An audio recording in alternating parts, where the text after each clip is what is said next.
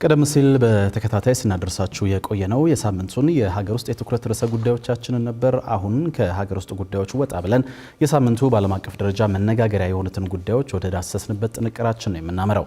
በዚሁ በተገባደደው ሳምንት የአሜሪካና የኢራን ጦርነትን በዘላቂነት ማስቆም ያስችላል የተባለለት አዲስ የሰላም እቅድ ለኢራን ቀርቦ ኢራንም እያጤነችበት መሆኑን አሳውቃ ነበረ። ቴሄራን ይህንን ከገለጸች ከአንድ ቀን በኋላ ግን አሜሪካና ኢራን በሆርሙዝ ሰርጥ ግጭት ውስጥ መግባታቸው በዚህ የሰላም ተስፋ ላይ ውሃ የቸለሰ ተግባር ተደርጎ ተቆጥሯል።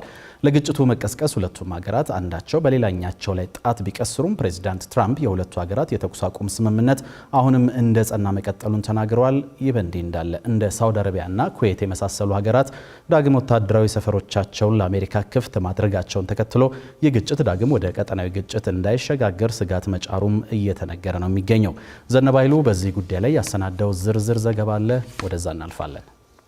የኢራን ጦርነት ከተቀሰቀሰ ጊዜ አንስቶ የአሜሪካ የባህር ኃይል የሆርሙዝ ሰርጥ ገብቶ ሰርጡን ለማስከፈት ሳይደፍር ቢቆይም በዚህ ሳምንት ይህንን ኦፕሬሽን ጀምሮ ነበር። የፕሬዝዳንት ትራምፕ አስተዳደር በሆርሙዝ ሰርጥ መውጫና መግቢያ ያጡ 2000 መርከቦችና ከ20 በላይ ሰራተኞችን ለመታደግ ሲባል የሀገራቸው የባህር ኃይል በሰርጡ ለሚተላለፉ መርከቦች የአጀብ አገልግሎት እንደሚሰጥም ገልጸው ነበር። በዚህ ለ36 ሰዓታት የቆየ የአጀብ አገልግሎት ታዲያ አንድ የደቡብ ኮሪያ መርከብ ጥቃት ሲፈጸምበት ጥቂት መርከቦች በዚህ እድል በመጠቀም ከሁለቱ ራት እገታ ነጻ መውጣት ችለዋል። በዚሁ ጊዜም ሁለቱ ሀገራት በዚህ ጠባብ ባህር ወሽመጥ ላይ ግጭት ውስጥ መግባታቸው ነው የተገለጸው።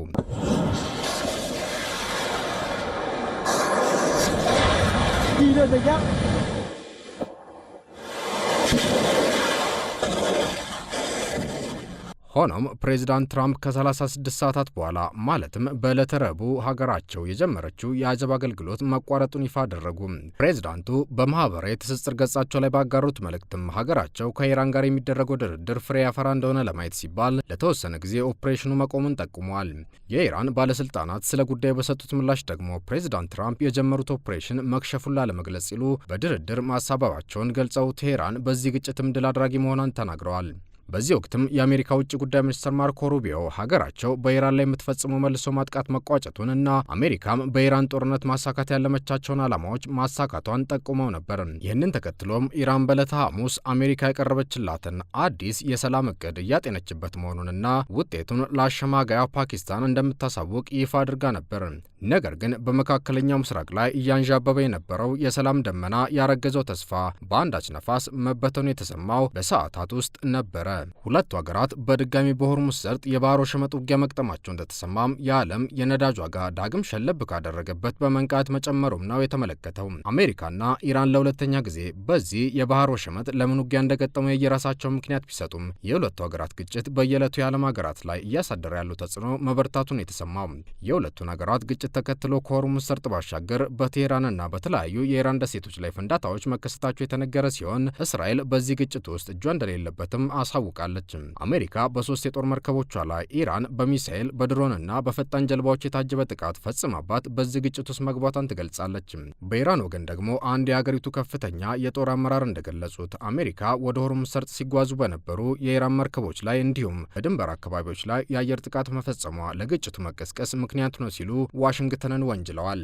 ከዚህ ግጭት በኋላ የአሜሪካው ፕሬዝዳንት ዶናልድ ትራምፕ ምንም እንኳን የሀገራቸው ጦርና የኢራን ጦር ግጭት ውስጥ ቢገቡም በሁለቱ ሀገራት መካከል የተደረሰው የተኩስ አቁም ስምምነት አሁንም የጸና መሆኑን ጠቁመዋል።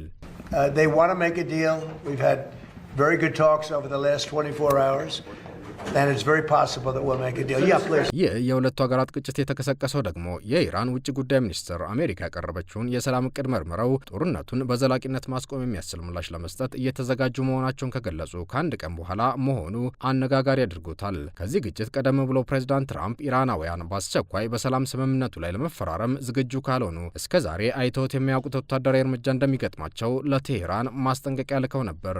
የኢራን ፓርላማ የብሔራዊ ደህንነትና የውጭ ፖሊሲ ቃል አቀባይ ኢብራሂም ራዜ ለዚህ የትራምፕ ዛቻ በሰጡት ምላሽ ሀገራቸው ጣቶቿን በሚሳኤሎቿ ላይ አድርጋ መቀመጧን ጠቁመው አሜሪካ የምትጸጸትበትን ምላሽ እንሰጣለን ብለዋል። ይህንን ግጭት ተከትሎ ቴሄራን በአረብ ኤሚሬቶች ላይም የሚሳኤልና የድሮን ጥቃት መፈጸሟ የተነገረ ቢሆንም ስለደረሰው ጉዳት ግን እስካሁን ዝርዝር መረጃ አልተገለጸም። ይህ በእንዲህ እንዳለ የኢራን የበቀል እርምጃን በመስጋት የአየር ክልላቸውንና ወታደራዊ ሰፈሮቻቸውን ለአሜሪካ ዝግ አድርገው የከረሙት ሳውዲ አረቢያና ኩዌት አሁን ላይ ክፍት ማድረጋቸውን ያሳወቁት በዚሁ ሳምንት ነበር። ዋሽንግተን ፖስት እንደዘገበው ከሆነ አሜሪካ ዳግም በሆርሙዝ ሰርጥ ለመርከቦች የምትሰጠውን አጀብ ለመቀጠል ለባህር ኃይሏ የአየር ድጋፍ የምትሻ መሆኑን ተከትለው የሳውዲ አረቢያና ኩዌትን አየር ክልል ለመጠቀም አቅዳለች። በሌላ በኩል ፈረንሳይና ብሪታንያ በጋራ በመሆን የሆርሙዝ ሰርጥን ደህንነት ለመጠበቅ የሚያስችል ኦፕሬሽን ለመጀመር ማቀዳቸውን በዚሁ ሳምንት አሳውቀዋል። ቻርልስ ዴጎል የተሰኘችውና ኒውክለር ታጣቂው የፈረንሳይ የጦር ጀቶች ተሸካሚ ግዙፍ መርከብ እስከ አጃቢዎቿ ድረስ ከቀይ ባህር ወደ ሆርሙዝ ሰርጥ እየገሰገሰች መሆኑን የሀገሪቱ ፕሬዚዳንት ኢማኑኤል ማክሮን አሳውቀዋል። ሀገራቸው ከብሪታንያ ጋር በመተባበር በሆርሙዝ ሰርጥ የባህር ትራንስፖርት ደህንነትን ማረጋገጥን ዓላማ ያደረገ ወታደራዊ ኦፕሬሽን እንደሚፈጽሙ የገለጹት ማክሮን ጉዳዩን በተመለከተም ከኢራኑ ፕሬዝዳንት መሱድ ፔዜሽኪያን ጋር መነጋገራቸውን ጠቁመዋል። ታዲያ ከቅርብ ጊዜያት ወዲህ ሆድና ጀርባ የሆኑት አውሮፓውያንና አሜሪካ በጋራ ከኢራን ጋር ግጭት ውስጥ እንዳይገቡ ስጋት ማጫሮም ነው የተነገረው።